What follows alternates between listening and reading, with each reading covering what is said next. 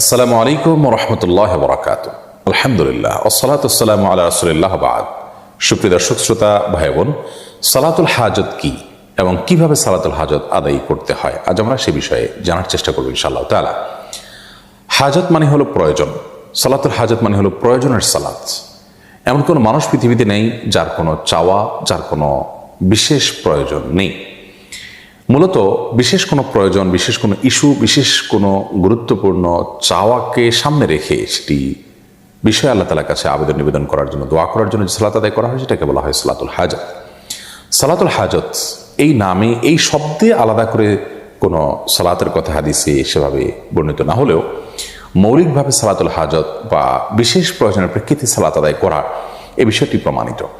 আপনার কোনো বিশেষ চাওয়া আছে, বিশেষ কোনো নিবেদন আছে, আবেদন আছে আল্লাহ তাআলার কাছে, বিশেষ কোনো প্রয়োজন আছে যেটি পূরণ হওয়া দরকার, এটি পূরণ হওয়ার জন্য আপনি বিশেষভাবে সালাত আদায় করবেন, এটি প্রমাণিত।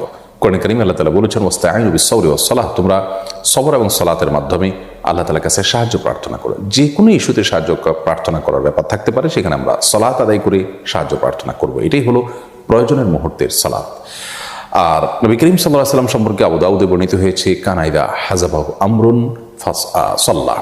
অন্য বর্ণনা আছে কানাইদা হাজাবাহু আমরুন ফাজা ইলা সালাহ, অর্থাৎ নবী করিম সাল্লাল্লাহু আলাইহি ওয়াসাল্লামের জীবনে গুরুত্বপূর্ণ কোনো ইস্যু, কোনো প্রয়োজন, কোনো সমস্যা তার সামনে এসে পড়লে তিনি সাথে সাথে সালাতে দাঁড়িয়ে যেতেন। সালাতের মাধ্যমে আল্লাহ তাআলার কাছে আশ্রয় প্রার্থনা করতেন, প্রয়োজন পূরণের জন্য দোয়া করতেন। বিশ্ববিখ্যাত মুহাদ্দিস মোল্লা আলী কারি রাহিমাহুল্লাহ তিনি বলেছেন যে এই সালাত যে নবী সাল্লাল্লাহু আলাইহি ওয়াসাল্লাম প্রয়োজন হলে সালাতে দাঁড়িয়ে যেতেন, এটা কি সালাতুল হাজত বলা যেতে পারে, অর্থাৎ প্রয়োজনের মুহূর্তের সালাত এটাই। যেহেতু এটার বিশেষ কোনো কাইফিয়ত বা পদ্ধতি বা বিশেষ কোনো সময় ঠিক করা নেই, যে কোনো সময় এটি পড়া যেতে পারে। যদিও সালাতুল হাজতের একটি আলাদা ফরম্যাট বা ভিন্নতর একটা ফরম্যাটের কথা তিরমিজির একটি বর্ণনা বর্ণিত হয়েছে, সেই বর্ণনাটি মুহাদ্দিসদের মূল্যায়ন, অনেক মুহাদ্দিসদের মূল্যায়ন অনুযায়ী সেটি সহিহ বা বিশুদ্ধভাবে বর্ণিত নয়, বরং সেটি সনদ নিয়ে অনেকে আপত্তি তুলেছেন, সেটিকে দুর্বল বলে বলেছেন। তো সেই বিশেষ পদ্ধতিটা যেটি ওই দুর্বল হাদিসে বর্ণিত হয়েছে সেটা জানিয়ে রাখছি। সেটি হলো এরকম যে আপনি কোনো প্রয়োজন পূরণের জন্য সুন্দর করে উত্তম রূপে ওযু করে এরপর 2 রাকাত সালাত আদায় করে তারপর আল্লাহ তাআলা প্রশংসা করে নবী সাল্লাল্লাহু আলাইহি ওয়াসাল্লামের দরুদ পাঠ করার পর একটি দোয়া পেশ করবেন। দোয়াটি হলো লা ইলাহা ইল্লাল্লাহুল হালিমুল কারীম, সুবহানাল্লাহি রাব্বিল আরশিল আযীম, আলহামদুলিল্লাহি রাব্বিল আলামিন, আসআলুকা মুজিবাত রাহমাতিক ওয়া আযাইমা মাগফিরাতিক ওয়াল গনিমাতা মিন কুল্লি বির ওয়াস সালামাতা মিন কুল্লি ইথম লা তাদা লানা যামবান ইল্লা গফারতাহ ওয়ালা হাম্মান ইল্লা ফাররাজতাহ ওয়ালা হাজাতান হিয়া লাকা রিদান ইল্লা কাদাইতাহা ইয়া আরহামার রাহিমিন। এই দোয়াটি শব্দের কিছুটা হেরফের সহকারে ভিন্নতরভাবেও বর্ণিত হয়েছে, মূল জিনিস একই, যে কোনটা পড়লেই মূল উদ্দেশ্য হাসিল হতে পারে। দোয়াটির অর্থটা খুব চমৎকার। সেটি হলো আল্লাহ ছাড়া সত্যিকারের কোনো মাবুদ নেই, যিনি হালিম, যিনি কারীম, যিনি মহাধৈর্যশীল, যিনি মহাকরুণার অধিকারী। সুবহানাল্লাহি রাব্বিল আরশিল আযীম, ওই আল্লাহর পরিচয় বর্ণনা করছি, পবিত্রতা জ্ঞাপন করছি, যিনি মহান আরশের রব এবং পালনকর্তা।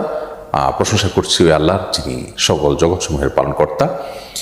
আসআলুকা মুজিবাত রাহমাতিক, হে আল্লাহ আপনার কাছে আমি চাই এমন জিনিস, এমন আমল, এমন দোয়া যা আপনার রহমতকে আবশ্যক করে দিবে আমার জন্য, এবং আপনার ক্ষমা লাভের যে উপকরণ আছে সেটি আপনার কাছে আমি চাই, এবং ওয়াল গনিমাতা মিন কুল্লি বির, সকল ভালো কাজ করার সৌভাগ্য আমি যেন পাই সেটি চাই, ওয়াস সালামাতা মিন কুল্লি ইথম, সকল পাপ থেকে নিরাপত্তা যেন আমি লাভ করতে পারি, নিরাপদ যেন থাকতে পারি সেটা আমি আপনার কাছে চাই। লা তাদা লানা যামবান ইল্লা গফারতাহ, আল্লাহ আমার এমন কোনো পাপ যেন না থাকে যা আপনি মাফ করেননি, ক্ষমা করেননি, অর্থাৎ সব গুনাহ আপনি মাফ করে দিন। ওয়ালা হাম্মান ইল্লা ফাররাজতাহ, এবং এমন কোনো পেরেশানি যেন আমার না থাকে যা আপনি দূর করে দেননি, অর্থাৎ সব পেরেশানি দূর করে দিন।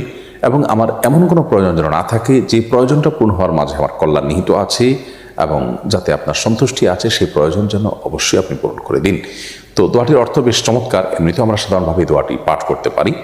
আর খোলাসা কথা হলো, কোনো বিশেষ প্রয়োজনে, কোনো ইস্যুতে আপনি ওযু করে 2 রাকাত সালাত আদায় করলেন, এটি সালাতুল হাজত হিসেবে গণ্য হবে।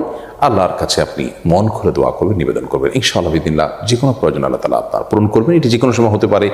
আর দোয়া কবুলের সময়গুলোতে বিশেষ গুরুত্বের সাথে এগুলো করা উত্তম। এই ধরনের দোয়া সালাত আদায় করা এবং দোয়া পেশ করা উত্তম, যেমন ভোর রাত এবং দোয়া কবুলের যে আরও সময়গুলো আছে সে সময়গুলোতে। আল্লাহ রাব্বুল আলামিন সব ক্ষেত্রে আমাদেরকে নবী করিম সাল্লাল্লাহু আলাইহি ওয়াসাল্লামের সুন্নাহ অনুসরণ করার তৌফিক দান করুন। আসসালামু আলাইকুম ওয়া রাহমাতুল্লাহি ওয়া বারাকাতুহু।